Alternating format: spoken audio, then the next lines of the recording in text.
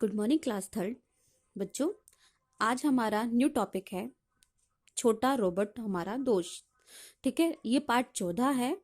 इसमें लिखा है विज्ञान ने अनेक आविष्कार हैं, मतलब विज्ञान बहुत ज्यादा आविष्कार कर चुका है और कर रहा है, जिसमें से रोबोट का आविष्कार अद्भुत है। आओ बच्चों के साथ रोबोट की दोस्ती की इस काल्पनिक कहानी को पढ़ें। तो बच्चों, सबसे पहले हम ये कविता जो है रोबोट के ऊपर पहले वो पढ़ते हैं। तो आप भी मेरे साथ बोलिएगा।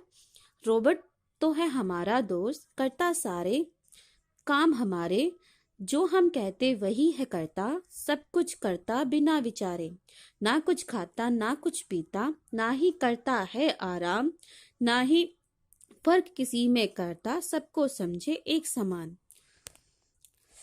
तो बच्चों, अब हम कहानी को पढ़ते हैं। कहानी में हमारा पहला है, मयंक और नेहा बगीचे में खेल रहे थे। तभी नेहा की नजर दूर पेड़ के नीचे गई। नेहा ने मयंक से कहा, देखो वहां पेड़ के नीचे कौन सो रहा है, चलो चलकर देखते हैं। मयंक ने कहा। मयंक के कहने पर दोनों पेड़ के नीचे गए। अरे यह तो एक बच्चा है, यहाँ पर ये कोई मामूली बच्चा नहीं, ये तो रोबोट है, कहते हुए मयंक ने उसे गोद में उठा लिया। चलो इसे माँ के पास लेकर चलते हैं। नेहा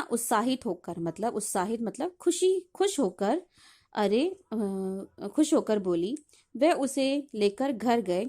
माँ उस छोटे रोबोट को देखकर बहुत खुश हुई। उन्होंने उसे पलंग पर बैठाया। माँ ने बच्चों से उसे कुछ खिलाने को कहा। नेहा ने उसे एक गिलास मीठा दूध पीने को दिया, पर छोटे रोबोट ने दूध नहीं पिया। तब मयंक ने उसे आलू का पराठा और सैंडविच खाने को दिया। उसने वह भी नहीं खाया।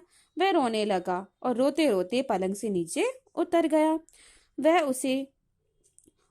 उस ओर गया जहां कमरे में एक कोने में सिलाई मशीन रखी थी।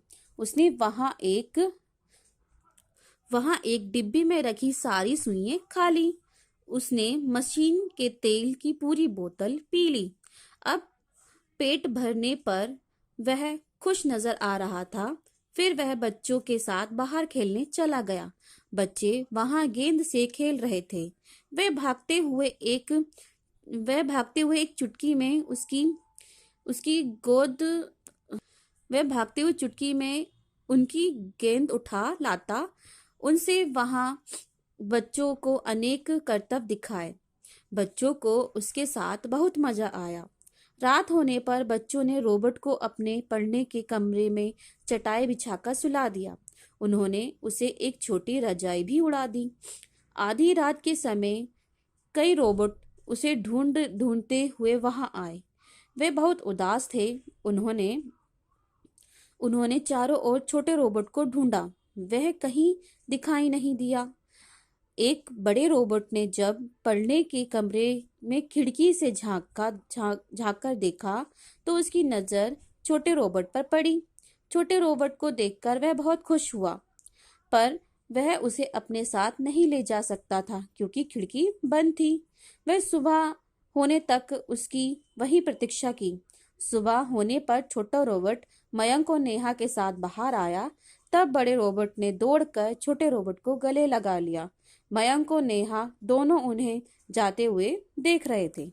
तो बच्चों, ये स्टोरी थी छोटा रोबोट हमारा दोस्त।